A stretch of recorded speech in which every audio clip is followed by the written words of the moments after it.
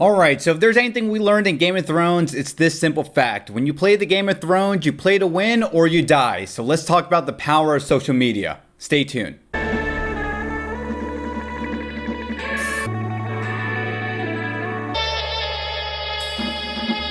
What is going on, guys? My name is DJ Milez and I'm here to review another episode of Keep Your Hands Off Eizouken. This is episode 9 titled Aim for Comet A. And before we begin with this review, if you can go ahead and like this video and subscribe to my channel for more anime content down the road. And now let's go ahead and begin with this review, because now as we see the final placeholder with Mizuzaki and her arc, it looks like now we're going to get more character development, which I desperately wanted so much out of Kanamori. What makes her tick and why does she have the strong resolve that she has to make a profit and to make money? It's all explained in this episode, and they do a bang up job explaining all of it. So we see the beginning of the episode where the student government slash council, which, oh my god, can they just stop being jerks for once? They pretty much approach Kanamori and they confront her on the fact that they discovered that the Sound Club is selling their audio through a website, and a portion of that profit is going to Kanamori and her club. But before we even get any resolution to that,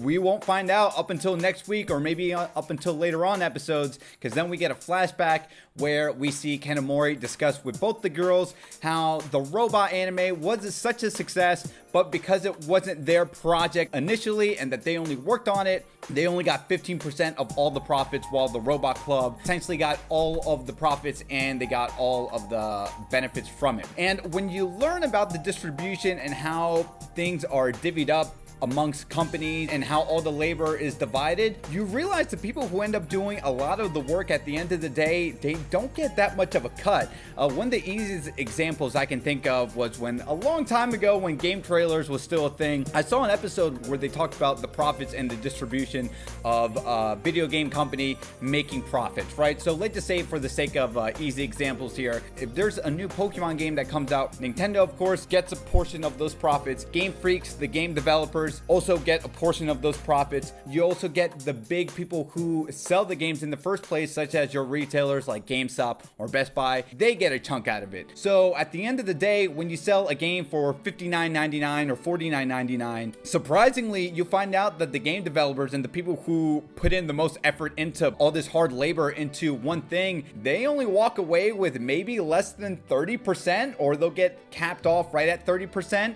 and then they'll get most of their profiting from advertisements, from t-shirts and cups, etc., etc. And we see that explained by Kanamori in this episode. So now that we know that the robot short made them some money, Kanamori was thinking, well, you know what, we can get some more if we do things our own way, and that's why we have to turn away other clubs, because if we help out promotion wise like we did with a robot club such as the Carbohydrates Revolutionary Club, it's going to be the same thing. We're going to do a lot of labor when we should have been making most of the profits, considering we did the most work, right? So something to keep in mind. So what does she think about? The power of social media. We know that Mizuzaki, she herself is a quote-unquote celebrity in this world. So when Kanamori asked Mizuzaki, hey, can I get a picture of you and post it in our Eizouken social media fan page, they noticed right away those likes and those views kept on going up. And the further importance of why social media mattered was explained here in this episode. When you get people to pay attention to the Eizouken output, they can develop an emotional attachment and stimulate the urge to spend money via merchandise. And with all this particular tracking,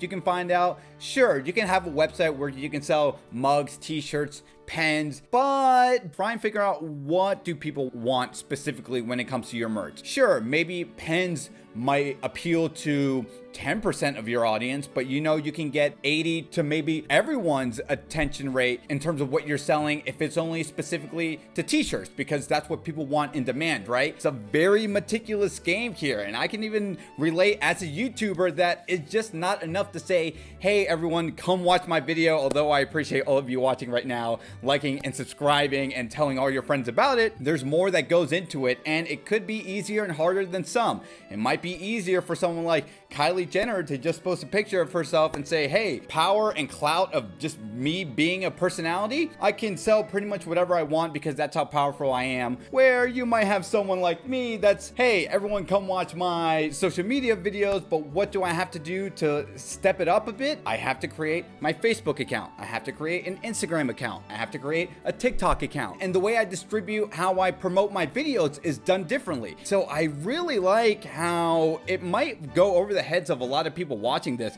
but for someone like me and for people who are just trying to break out, whether in the video game industry or in the modeling industry, the YouTube game here, there's so much that goes into it that I think a lot of people don't know, or if they know, they don't really understand how much output has to be put out there. You sell yourself online, and then how eventually and hopefully once you develop a core fan base, that fan base can tell other people about it. And then as Kanamori explained, you get this spider web of people that now does all the promotional work for you, because that's also a big part.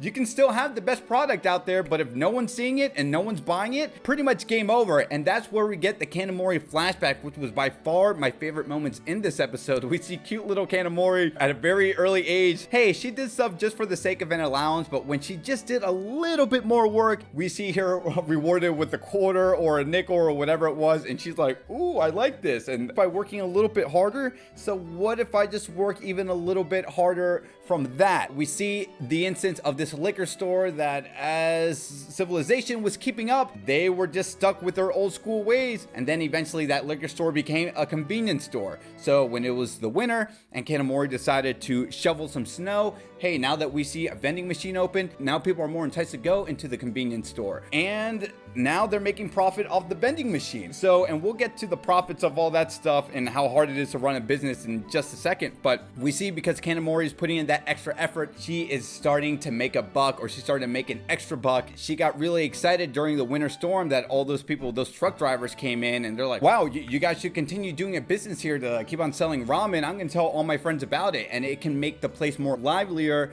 hence more profits, and everyone wins, right? But we find out that the person who owned the liquor store now / convenience store was telling Kanamori, it's not just about making a profit because you have one good day, right? There's so much more into it. Tax, insurance, buying the product. What happens when you buy the product and you don't sell all of it? Now you're at a loss. Rent, well, you got to pay the employees, right? There's just so much that goes into it. And Kanamori, even when she tasted the sweet taste of victory, we learned a very important quote here in this episode, and it's the fact that no one's gonna come to a store that nobody knows about. And I think that's just the words that resonates with me so much. Again, you can have the best product out there and you can have the best video out there on YouTube, but if no one knows about you and you don't know how to distribute it intelligently, you're not gonna last very long in this game. And that's what I love so much about this episode. So we see the Eizouken Club with Asakusa coming up with the great mind that we're going to come up with a UFO battle, and it's going to be distributed by one of the local ramen noodle shops that the girls had lunch in. Now they want to repopulate the shopping districts again to make it livelier, and of course if you have the Eizouken Club backing you up, now a lot of people can come here and see, oh, this is the next project. Just in the same way that a successful movie does well, if you want to know what director did a famous movie and then they're doing an indie project or they're just doing any other projects, now more eyes and ears are on them because they did such a bang up job with the first task. So where are the girls going to go here, and how's it going to come full circle with the student government / council approaching Kanamori about her making profit? So hopefully the girls become so big and so popular that the Eizouken thing can just branch off and become their own entity one day. And guys, what did you think about this episode? This episode resonated with me so much, and I can't believe we're only 3 episodes away until its conclusion. But let me know in the comments down below what you thought. Did you like it? Did you hate it? Do you guys have any other social media stories you guys want to share with me in the comments down below? Don't forget to like this video, subscribe to my channel for more Keep Your Hands Off of Eizouken content. My name is DJ Milez, and as I always say, to be continued, take care.